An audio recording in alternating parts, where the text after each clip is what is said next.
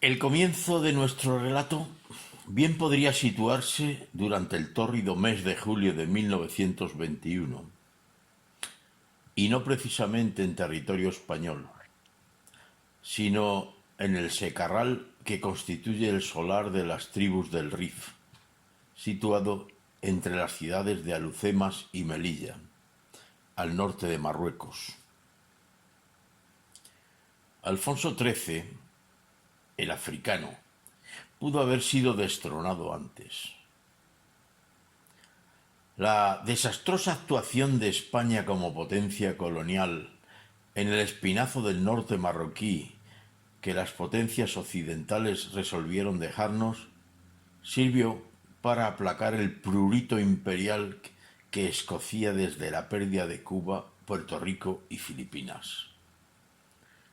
Sirvió esta ocupación también para acomodar el exceso de oficiales militares que provenían de las últimas colonias y cuyos ascensos se basaban, y ellos mismos querían que se basaran, en méritos de guerra. Junto con otros desastres anteriores, el de Anual, en el que perdieron la vida miles de soldaditos de reemplazo mal pertrechados y peor mandados, de esos que no pudieron eludir la mili por no tener dinero, fue la gota que colmó el vaso de la indignación popular. Y todo por mantener el estatus de potencia colonial y la Compañía Española de Minas del Rif, en las que, además del conde de Romanones y otros, tenía algo que ver el propio monarca.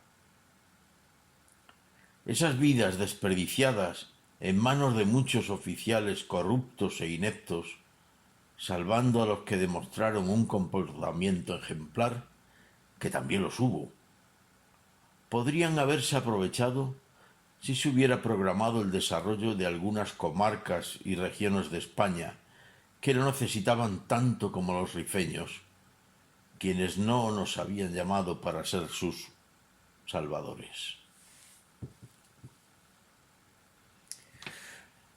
Para los que no conocen el episodio, es conveniente recordar que Anual es un lugar situado no muy lejos de la costa, entre los ríos Quert y Amecrán, que junto con el Necor son los tres cauces más importantes, solo riachuelos, nada caudalosos, que vierten al Mediterráneo entre las ciudades de Melilla y Alucemas, separadas 130 kilómetros. En este pequeño lugar de suaves colinas estaba situado el grueso de las fuerzas de ocupación españolas. Se habían instalado varios fortines en posiciones circundantes y en avanzadillas, llamados blocaos. El ejército español estaba comandado por el general Silvestre, veterano de Cuba, quien al parecer, con el apremio de Alfonso XIII, se había propuesto llegar hasta Alucemas, ciudad fundada por los españoles, para Navidad de ese mismo año de 1921. Todo ello sin apaciguar ni desarmar a las belicosas tribus rifeñas nativas del territorio, como le aconsejaban los militares más prudentes y experimentados.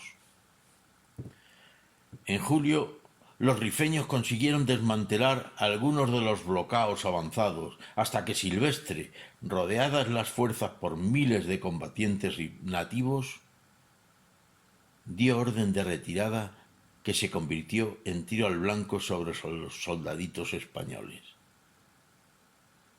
Pocos pudieron llegar a refugiarse en Melilla, que quedó sitiada, pues la mayoría fueron masacrados o hechos prisioneros.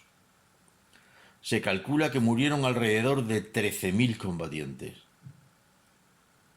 Del rescate de los prisioneros se encargó el empresario Horacio Echevarrieta, quien regresó a España con 336 supervivientes, tras el desembolso por parte del Estado español de 4 millones de pesetas de las de entonces como rescate.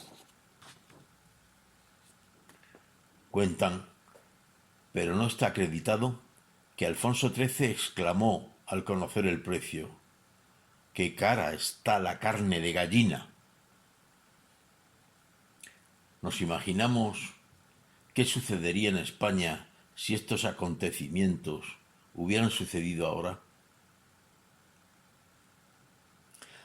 Tal fue el escándalo y la indignación que provocó la masacre de Annual, que el Congreso de los Diputados no tuvo más remedio que demandar un informe.